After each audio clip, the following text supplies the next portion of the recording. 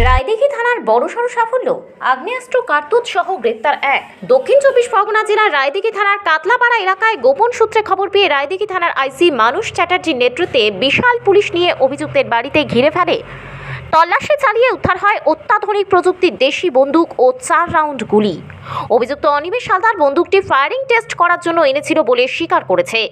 আজ তাকে 3 দিনের পুলিশ হেফাজত চেয়ে আদালতে তোলা হবে।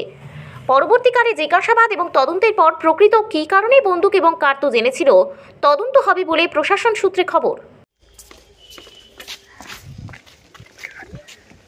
এই কি কি আর্মস নিয়েছিলে গো? তোমাকে কি লজ্জা করতে কি লাভ? চল এই ওদিক দৌড়। এই